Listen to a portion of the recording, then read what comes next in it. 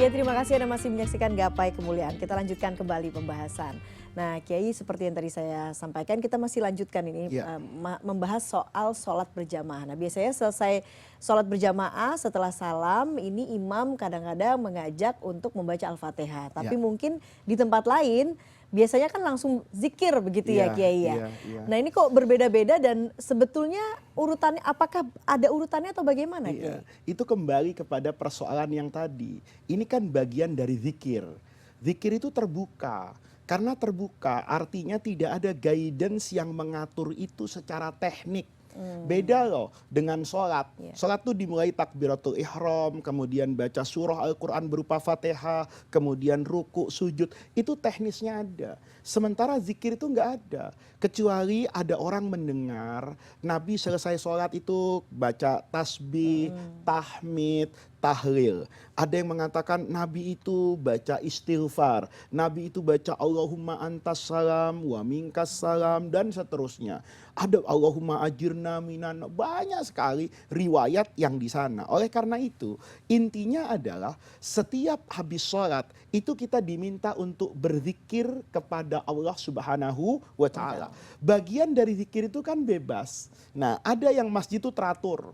Ya, begitu selesai itu dia mulai dengan misalnya ya Astaghfirullahalazim 33 kali terus, itu urutannya itu bebas. Ya. Nah, oleh karena itu dalam tradisi sufi Indonesia, sufi dunia misalnya kan ada tarekat. Tarekat itu dinisbahkan kepada orang.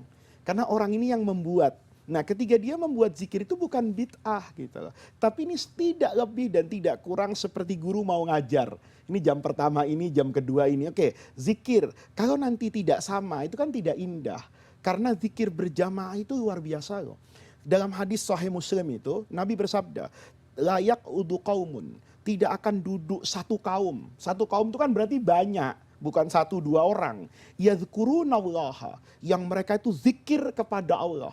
Nah, zikir itu kan apa saja. Baca Quran tuh zikir.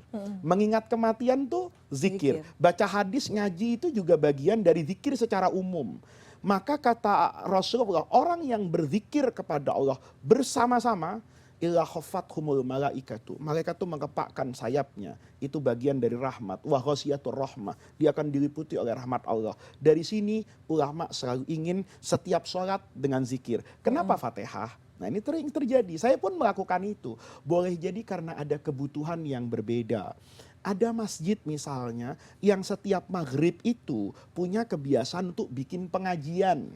Tapi tidak setiap hari. Misalnya saya punya ngajar malam Senin di Masjid A, malam Selasa di Masjid B. Kata Masjid A, kita ini setiap hari bisa zikir. Tapi ngaji sama Faiz itu cuma malam Senin. Maka begitu Assalamualaikum warahmatullah, Assalamualaikum warahmatullah, kata imamnya, saya ingin membimbing orang-orang tetap zikir kepada Allah. Apa yang paling afdol? Ya baca Fatihah. Kenapa? Itu Ummul Quran. Iya. Gitu loh. Anda mau baca kulhu juga nggak apa-apa. Itu adalah surah Al-Ikhlas. Maka bilang Al-Fatihatu biniyatil qabul wa tamami kulli su'lin wa ma'mul. Ya Allah, kita akan bacakan Fatihah. Biniyatil qabul, semoga semua amal ibadah kita diterima oleh Allah. Ya, wa tamami kulli su'lin, dan kesempurnaan semua yang kita mintakan kepada Allah, wa ma'mul, dan apa yang kita harapkan Allah ijabahi. Ijabahnya dengan apa? Bisirril Fatihah, dengan rahasia kekuatan yang Allah berikan kepada surah Al-Fatihah. Nanti kemudian ditutup dengan doa langsung nih, nggak pakai zikir. Allahumma bisirril Fatihah wa bikaromatil Fatihah. Ya Allah, dengan rahasia Fatihah, karomah, kehormatan yang kau berikan kepada Fatihah dijadikan Ummul Quran misalnya. Wa bimu'jizatil Fatihah. Terus dia doakan. Selesai itu karena dia mau ada pengajian. Kalau zikir panjang-panjang, nanti ngajinya sempit. Iya. Toh zikir bisa besok sholat subuh, bisa besoknya lagi. Dan jadi kalau ada orang langsung Al-Fatihah, itu juga jangan divonis, ini kok zikirnya didiskon ya. Enggak juga. Tapi dia ingin mengoptimalkan bahwa boleh jadi bacaan Ummul Quran itu tidak kalah pahalanya fadilahnya dengan orang yang berzikir panjang. Kan bergantung hatinya, Nah, usul itu nyambung dia. atau tidak kepada Allah. Itu sebetulnya inti dari setiap zikir yang kita panjatkan kepada Allah. Baiklah, baiklah Kiai. Ini kita Ya, masih membahas soal sholat. ya, Nah, biasanya ini kadang-kadang menjadi kendala pada saat sholat tidak di tanah air oh iya, atau tidak di kampungnya sendiri iya, atau tidak di rumah iya, untuk menentukan arah kiblat. iya, Sekarang ini kan memang sudah banyak iya, alat-alat yang bisa membantu kita untuk menentukan arah kiblat atau iya, seperti kompas dan lain sebagainya. Tapi kita masih belum tahu apakah betul begitu ya iya, iya, yang kemudian ditunjukkan oleh alat itu betul-betul presisi sesuai arah kiblatnya. iya. Nah, sebetulnya hukum untuk menghadap kiblatnya ini seperti apa, Kiai? Iya. Jadi menghadap kiblat yang kita lambangkan dalam setiap sholat mustaqbilal kiblati itu ada dua. Yang pertama buat orang yang sholat di depan Ka'bah. Nih kalau mudah-mudahan pemirsa bisa umroh, bisa haji Amin, di Masjidil amin. Haram.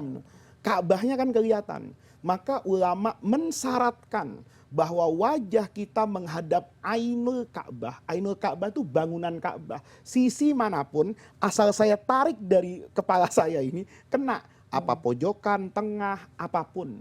Selama itu kena kepada Ka'bah, maka sholat saya dihukumi sah. Sah. Tapi bagi orang yang tidak bisa melihat Ka'bah, itu maka para ulama menafsirkan fawali wajhaka syatrul masjidil haram, ke arah Masjidil Haram. Kalau arah ini tentu akurasinya beda-beda, bergantung dengan alatnya. Betul. Tadi Mbak Eva sebutkan kompas, ada aplikasi ya, mungkin alat navigasi penerbangan, itu kan punya tingkat akurasi yang benar ya, karena pilot kan nggak tahu arah, ya. Betul. Dia hanya mengikuti apa yang ada di kompas, maka kan tidak pernah ada pilot, kamu terbang ke Surabaya, maaf Pak saya nggak tahu jalannya, kan nggak ada, karena dia punya yang namanya kompas dan memiliki akurasi. Nah, kalau alat itu tersedia dan bisa kita memiliki hitungan koordinat yang pas kepada Ka'bah, maka kita punya kewajiban mengukur arah kiblat dengan alat itu.